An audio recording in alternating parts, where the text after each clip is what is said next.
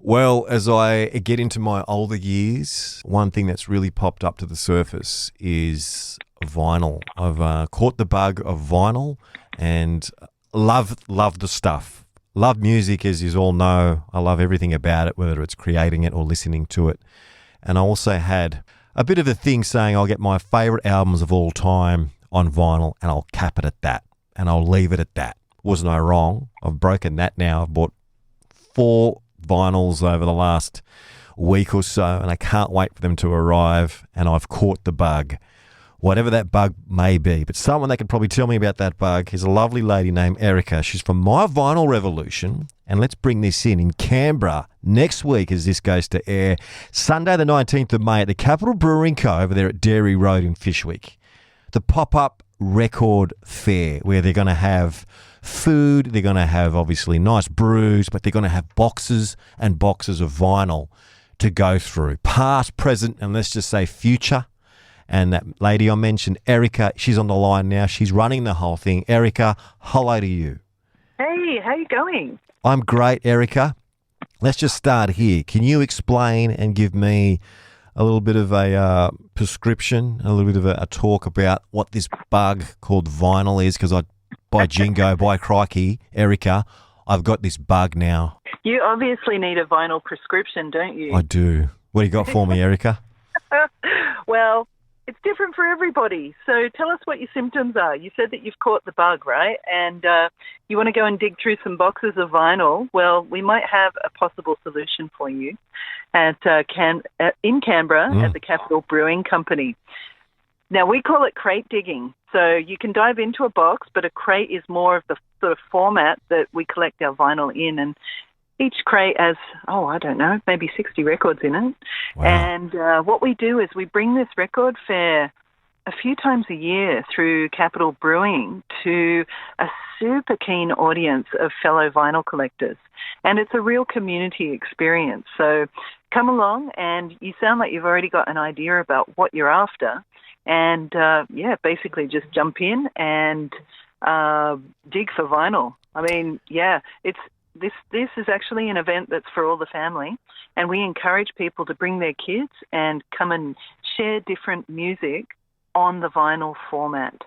So, mum might be into something, the kids might be into something else, and the dad's into something else. But the records that we have there are a wide range of titles, new and secondhand, and collectible. And what we do is we try and recreate the vinyl experience so that everybody can find out what it's like to search for music and experience a vinyl find and have fun with that. So there's music, there's brews, there's lunch. It'll be sunny, which is great because today, as we're talking, it's not sunny. Mm-hmm. It's a relaxed kind of environment until you get really excited about finding the record that you've come there to find. So hopefully there's something for everybody, and it'll keep everybody occupied, especially vinyl collectors. Erica, you mentioned the vinyl experience, and you can stick a full stop there because that's what it is, isn't it? In a microcosm and a macrocosm. You mentioned the experience of what the pop-up record fair will yield on that beautiful Sunday. And having said that too, you mentioned the mamas and the papas. As this show goes to air, we're a day before Mother's Day here in Australasia. So if you've got a mum out there that loves vinyl, hold on and give her a bit of a rain check ticket to say, Mum, next week over there at the Capital Brewing Co. on the 19th of May, next Sunday at the pop-up record fair, we can go in there and choose a couple of titles as we crate dig, as you mentioned. But you mentioned experience and the experience that we can't wait for there. But the actual whole process of vinyl, there's got multiple experiences. As you mentioned, we all grew up. I was a 90s kid, so I kind of missed I saw the back end of vinyl, but I was right into the cassette era, and also I saw the start of the CD era, and obviously saw it all change to the short stint with mini disc, but then getting over to the streaming platforms that we are now. But the experience of going to a record store or a CD store and crate digging and going through the different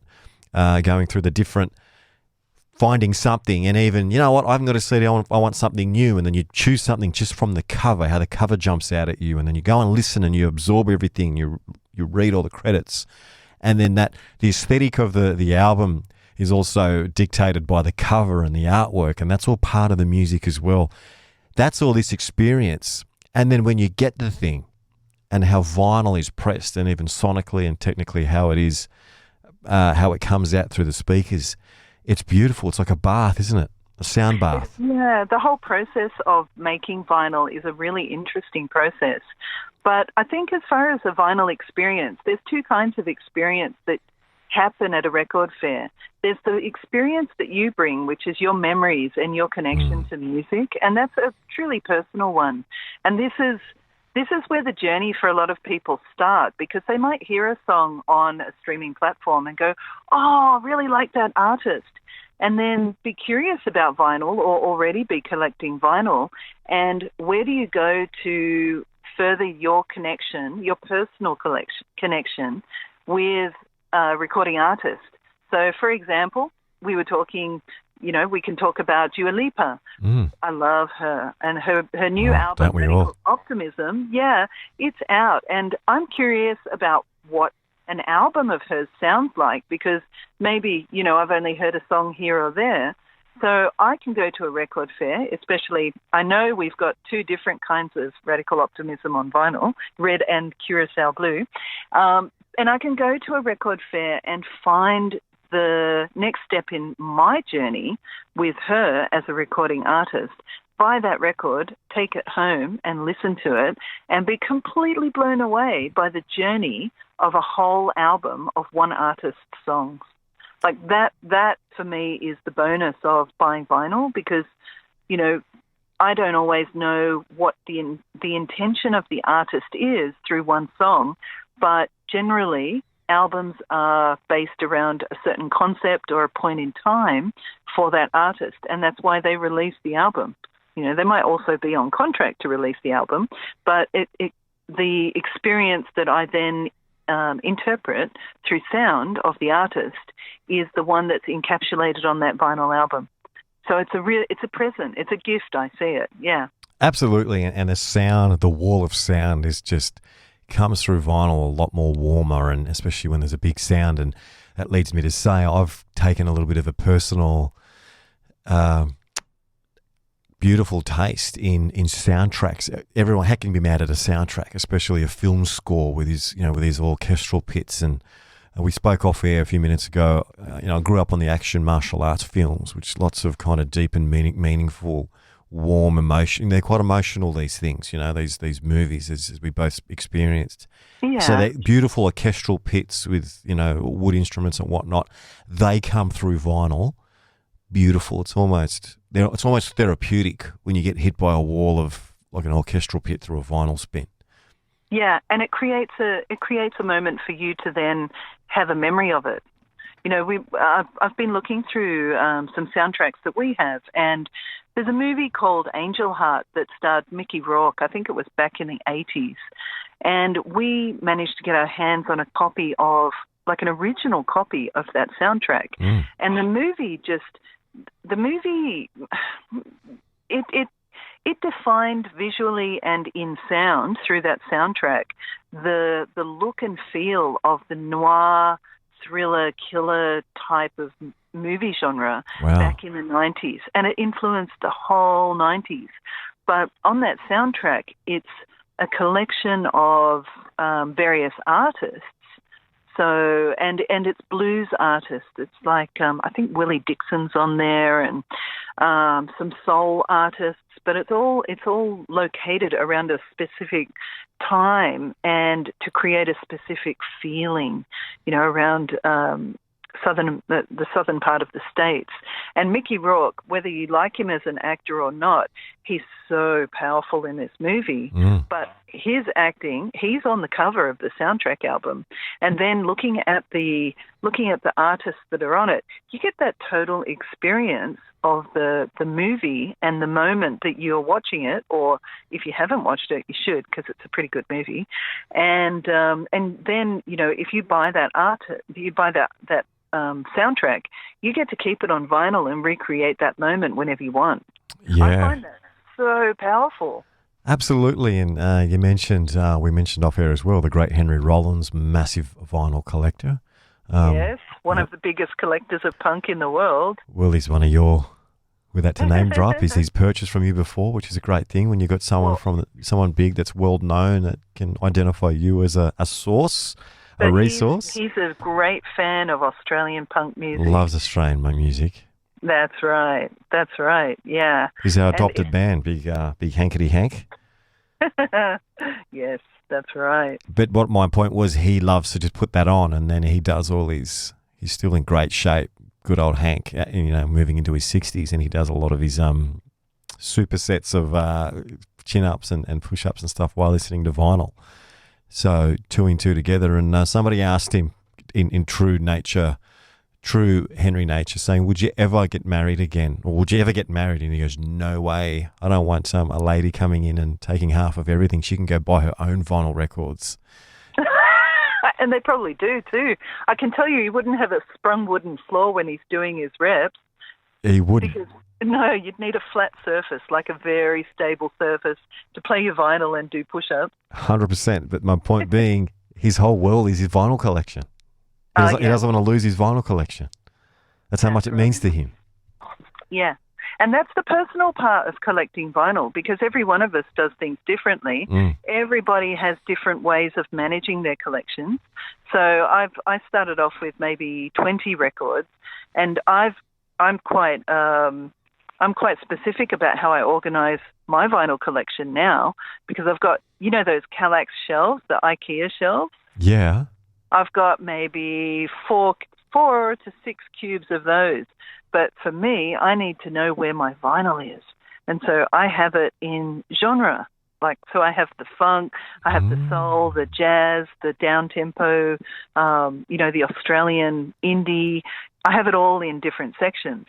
But through these record fairs and meeting the people that I've met, I always ask them how they organize their collections, and everybody's different. Wow. Everyone. So one guy that we know, he's very specific about how he organizes his. He does it in terms of the record label, then the artist, then the year of release of each of the artist's albums.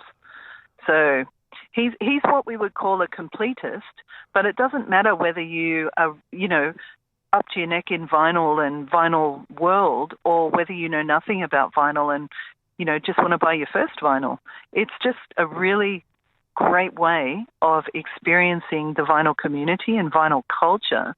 If you go to a record fair like this, take a couple of friends or go by yourself, it doesn't really matter, and just get into the crates, because it's a, I wouldn't call it a sport, but it is an activity. And when people go to record fairs, there's a lot of concentration that takes place. But it's the same kind of concentration that you have when you go to a footy match, maybe, and you're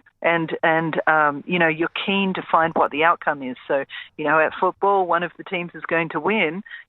At a record fair, you're going to win too, because you'll always find something that'll either surprise or delight or shock you in regards to, a record. And it's the journey, it's the hunt. They call it the vinyl hunt.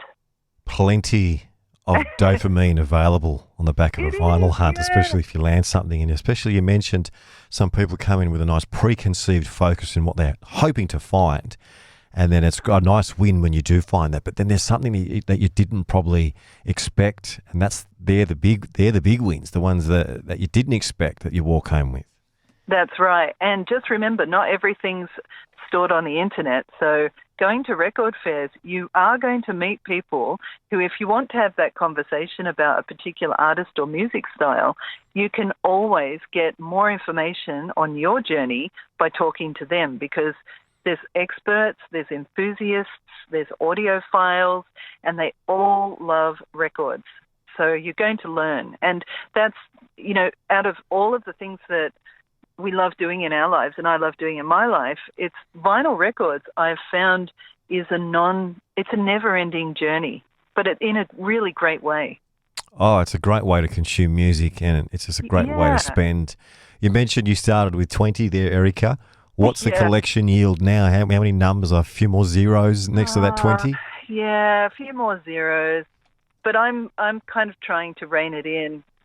I think I've got about 600 now, personally.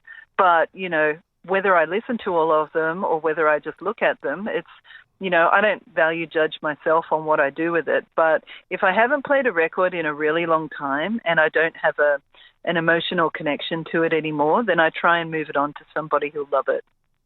Well, you've got a great outlet to do that because you do have a shop, which you call yourself the My Vinyl Revolution, which you're bringing Vinyl Revolution, which you are bringing to Canberra with your stalls. Could you tell me, though, what's the most valuable and the most rarest, say, valuable title you own personally? And what would be that same question, let's apply that same question to what you have for sale? So the most personal, valued piece of vinyl, and then the one that's also available. So in terms of value, I guess I would go immediately not on a monetary value, but on something that means something to me. Mm-hmm. And that's what most collectors would sort of think about. Something like Nick Cave, The Mercy Seat, or Roland S. Howard, something along those lines would be the most valuable personally to me. And when we hold a record fair, what we do is we try and find as many examples in terms of new release or secondhand or collectible vinyl, regardless of the money value of each item, to bring so that fans can complete their collections. So if we're doing with this record fair at Canberra next weekend, we'll bring as many examples of Nick Cave as we can and Roland S. Howard. So these Immortal Souls, which is a band that Roland S. Howard was in, they've just had represses done of all of their albums. So we'll have all of them on new sealed vinyl in the crates for those Roland S. Howard fans who want to come and dig, because they're quite difficult to find. And, other new presses of classic Australian artists like Ed Cooper, The Church. We've got Church as collectible vinyl. Nice Canberra band as well. Yeah. Oh, they're a great band. Wow. And highly collectible. We've got new presses of the Hypnagogue, but we've also got Starfish as an original. Wow. So, you've got the range within each different type of artist and different genres as well. So if you've got somebody who's into metal, but then they cross over to hip hop and reggae, then they can come to the record fair, and there's those areas that they can look in specifically, but then they might like to find a combination of those artists on a piece of vinyl like the Judgment Night soundtrack, because that was like a peak moment back in the 90s of crossover from and cross-pollination between the genres of hip-hop and metal. Amazing. That sounds amazing. And as we just speak, I'm just highly strung and just pulsating with excitement because I just can't wait to get there at the pop-up record fair happening Sunday 19th of May at the Capital Brewing Co. Dairy Road Fishwick. What a place to have it too at Dairy Road Fishwick. A great spot there. Such a great venue, yeah. 11:30 till 4, and you'll be just topping up the crates as you go through. So people might be there all day to see what the top-ups might consist of, yeah? And you might need to have a spot of lunch and a brew just to get your energy back in between digging. Of course, it takes a lot out of you, especially with all that excitement and all that dopamine flushing through the bloodstream. You've got some entertainment happening there as well, Erica? That's right, live music, yes. And all the people that come to the record fair are quite entertaining as well. I think that will be well and truly on the cards. Some great personalities there, myself included. That's right. Plenty of different colours and shapes and sizes, and that's what it is, the beauty, Erica. It's vinyl. It brings people together because the experience is so personal when you go home and experience it, at home in your bedroom, but then also, you can experience it on a more communal level.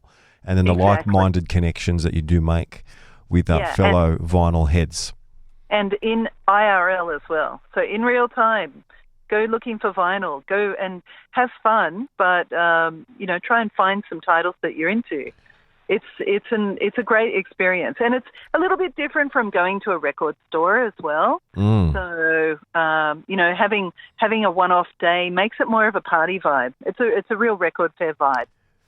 I had a nice little win, and I'll ask you quickly too. There's a special code I think online, and the whole VG plus, the whole VG thing. But the grading, yeah, the grading. We'll talk about that for listeners going to the wonderful pop-up record fair about the grading system. But I had a little moment. I was driving through our nation's capital roads one morning, and my first love was Alice Cooper, and I was 5 years old. I was a baby, and I saw Poison come out for the first time. Like, it was just a monster being released, and it just had such an effect on me, that song.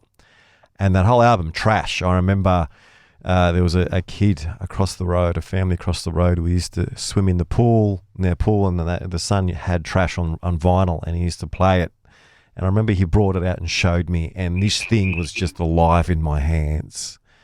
And anyway, I was driving to work, and I was listening to Trash just on Spotify.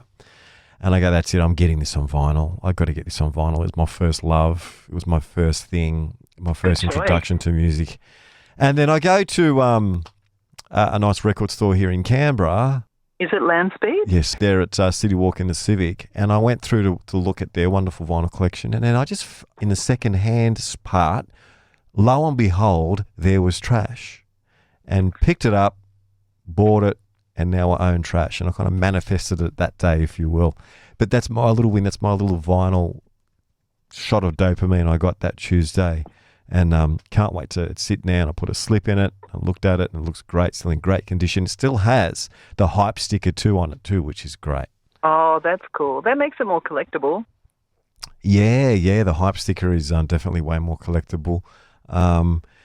One thing, Erica, what should people expect before we go into this, the grading for vinyls? What should people expect for the pop-up record fair next Sunday? Well, expect a range of titles from new release artists, so you'll get new sealed records, through to a large second-hand vinyl section and collectible records as well. So regardless of the genre that you're after, you'll be able to buy records starting from $5 and cassettes. Cassettes as well? Yeah, cassettes as well. And we've got a wide range of vintage cassettes, every genre. A lot of people are after hip-hop cassettes, but we don't have so much of those at the moment. But we do have collectibles from the 70s onward. And cassettes, cassettes they fall into the product of needing good grading or needing grading levels as well. And these cassettes are in mint condition. They're fantastic. Yeah, we've got hundreds of those. But then in terms of the records and what's on offer there, we've got all sorts of titles. So metal, disco, electronic, funk soul, Afro jazz, Afro boogie. We've got an A to Z section and then an unclassified section, so you can dig in different ways as well. So if you've got an idea about what you're after, you can go there. Otherwise, just go and start where you start and find what you find. Absolutely. So you're going to have brand new presses. You're going to have secondhand stuff. You're going to have rarities and a fair bit of soundtracks too, which are quite rare. Yes. Erica, you mentioned the grading system for the cassette tapes. What's this grading system for our listeners and the audience about the vinyl? Well, when you buy a new record, it's sealed, so it's already been quality checked, and you know that it's in perfect condition, basically, and no one's played it before. So that's why you buy a new record. But also reasons for buying new records is that they may not have been around in the record format at the time that the music was released. So you and I were talking off air about certain titles that weren't released until now, or they were only available in cassette or CD format back in the 90s. I remember, there's a band called L7, and they just released, it was a little while back, maybe a year or two, they released their album Loser, and that had never been available on vinyl. Wow. So, yeah, and I think Ed Cooper's got a couple of new titles out which had not been released on vinyl as well from back in the day. So it just depends, because technology is not always current and not all the artists are always available. So, for example, a band like Fleetwood Mac or Motley Crue, for example, their key albums, so Fleetwood Mac Rumours, that has never been out of press. Wow. Never. Since it was released in 1976, I think. So, but there's so many different formats of it. And, as a complete concept album, I guess you could call it a concept album, it's a really great one to buy. And Pink Floyd as well. So, that is incredible. That's just had its 50th release, the anniversary edition released. But wow. there's all sorts of variations of that album, and that's collectible as well. So, yeah, it's fun. It is fun. I'm beaming. I can't wait for next week to roll around. I'll definitely be making my way over there to pop-up record fair. Keep an eye out too. We'll do some more chats there, but it's been a great chat. We can't wait. Get yourself over there. Even if you're not into vinyl yet, being the operative word, go and see what it's all about. Go fun. Go have a brew. Go have a burger. Go and check out a great Sunday afternoon. We got forecast. The weatherman said it's going to be great weather next Sunday. Perfect conditions for the pop-up record fair. From My Vinyl Revolution, you'll see Erica there running around with her wonderful partner Pete. Sunday the 19th of May at the Capital Brewing Co. Dairy Road, Fishwick, 11:30 till about 4. But get there early. Go for a hunt. And if you're not into vinyl though, and you're listening, go and see what the fuss is about. And you might start something that you might enjoy. Let me tell you, whatever that bug is, whatever the vinyl virus is, the VV, I've definitely got it. And I can't wait to feed it with some more vinyl next Sunday. Thank you, Erica. Thanks, Nick. Thanks for the time.